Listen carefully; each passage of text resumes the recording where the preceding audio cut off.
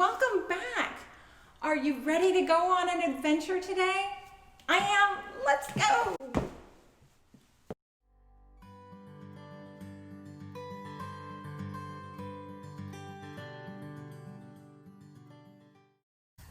Hey friends, peace. What do you think of when you hear the word peace? What does it mean when someone says they need peace and quiet? Have you ever been quiet and not really felt peace? Have you ever been peaceful and it's not even quiet? This is some stuff to think about as we go on our walk today. We are probably not going to have much in the way of quiet, but we're going to see if we can find some peace as we travel with thousands of other people up the mountain to listen to Jesus. So get your bag with your things, get your walking stick, and let's find a way to make it our way up the mountain. So there's a lot of ways that we can go up that mountain. You can run, you can walk, you can climb up with a rope, you can climb up with rocks. I'm going to use my handy dandy stick today to help me along. So let's get ready to go. 1, 2, 3, 4, 5, 6, 7, 8, 9, 10, 11, 12, 13, 14, 15, 16, 17, 18, 19, 20. Now mountains are really important people to the people of God and to the followers of Jesus and to us today. It's a place where you can just see to that great yonder. And Jesus is telling us about the kingdom of God. You know, a kingdom is the way a place is set up. And in God's kingdom, there is enough. There is abundance.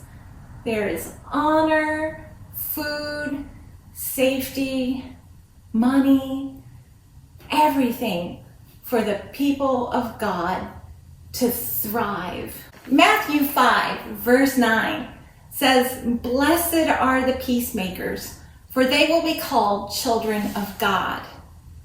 Peace is important all around the world, and there are symbols of peace from all around the world. People use doves, the peace sign,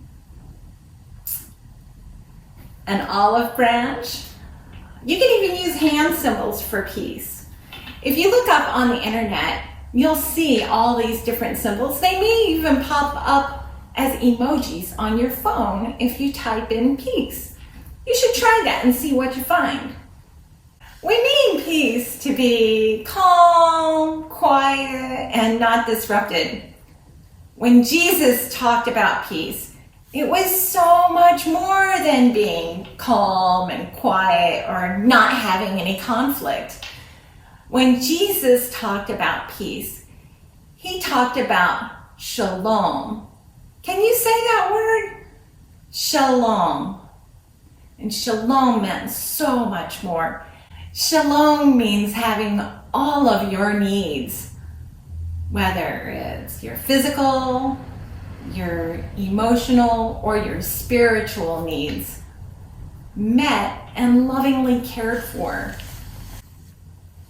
Have you ever felt that kind of peace? Wow.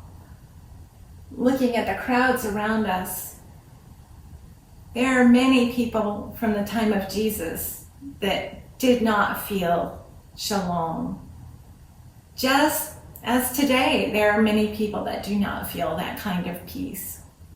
In Jesus' time, Rome conquered many lands and imposed their customs and beliefs on the people whose lands they occupied.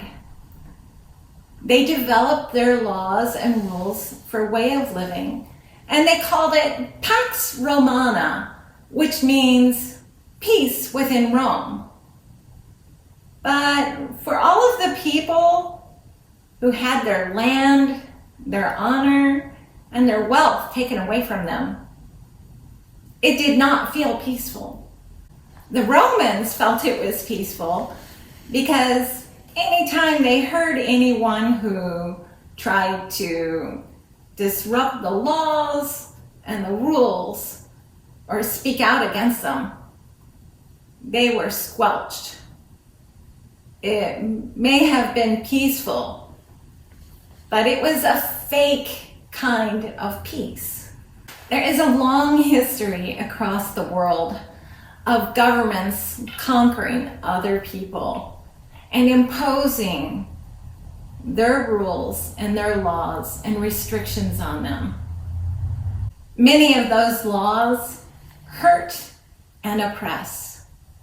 To truly create peace or shalom for everyone means using our voices to disrupt power, to take a stand for justice, so that everyone's needs can be cared for and met. Today is election day, and I use my voice. My pin says I'm an Episcopalian, and I voted. Have you ever heard the phrase, no justice, no peace?